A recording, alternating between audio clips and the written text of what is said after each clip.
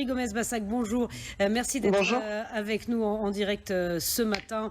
Évidemment, on va tirer les enseignements de ce second tour. Ça a été difficile pour La République En Marche. Edwige Diage, merci d'être avec nous. Vous êtes conseillère régionale RN en Nouvelle-Aquitaine.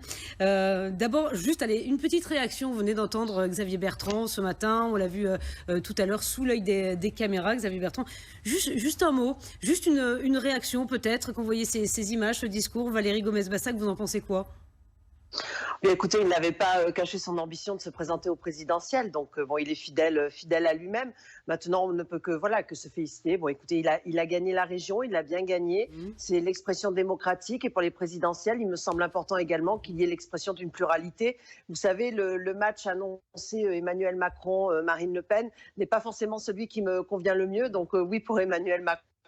Mais ensuite, s'il y a l'expression d'autres partis politiques qui arrivent à se reconstruire, tant mieux, ce serait une bonne chose. Ce serait l'expression, encore une fois, d'une volonté démocratique de voir d'autres idées apparaître, et ce qui serait, encore une fois, une bonne chose. Valérie Gomez-Bassac, juste un mot sur la REM. Bon, c'est un échec, au-delà évidemment d'Emmanuel Macron, échec de La République En Marche, qui n'arrive toujours pas à avoir d'implantation locale, et vous le payez cash. Alors oui, on le paye cash. C'est vrai que nous n'avons pas d'ancrage local. Faut pas se voiler la face. Faut prendre nos responsabilités. C'est vrai que c'est un échec au niveau des régionales, au niveau des cantonales également, même si nous avons quand même certains élus. Mais voyons aussi le bon côté des choses. C'est une façon aussi de commencer à avoir des élus dans les régions et dans les départements, même s'ils sont peu nombreux. Il va falloir que cet ancrage se fasse. Ça va prendre du temps. Nous sommes un jeune parti, et donc c'est aussi normal. Il faut l'accepter. Mais bon, voilà, on avait des candidats, on a essayé de faire en sorte que les candidats ne soient pas tous sur le territoire, de mobiliser également tout le monde.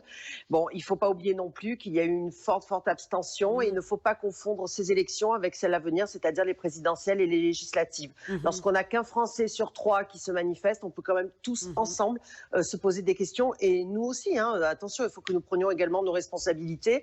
Mais vous savez, les élections présidentielles et législatives ont toujours beaucoup plus mobilisé, donc attention de ne pas faire de raccourcis entre les résultats qu'il y a eu là au régional et au cantonal et les résultats à venir. Pas de raccourcis, dites-vous, Valérie Gomez-Bassac. Comment doit faire Emmanuel Macron pour rebondir après ce revers? Encore une fois, c'est pas son élection déjà, ce sont des élections locales, donc il ne faut pas tout mélanger. Je pense qu'il faut qu'on continue notre travail de terrain, notre travail de proximité. Il faut que nous arrivions à nouveau à mobiliser nos comités, nos adhérents, parce que tout cela dépend d'eux essentiellement et de leur volonté d'aller voter. Mais ce qui m'inquiète moi le plus, c'est l'abstention. Il faut écouter cette abstention, c'est-à-dire qui a le plus perdu sur cette abstention, on ne le sait pas vraiment. Donc il faut travailler autour de ça, et tous ensemble. C'est pas en se rejetant la faute sur les uns et les autres que nous allons donner envie aux citoyens d'aller voter.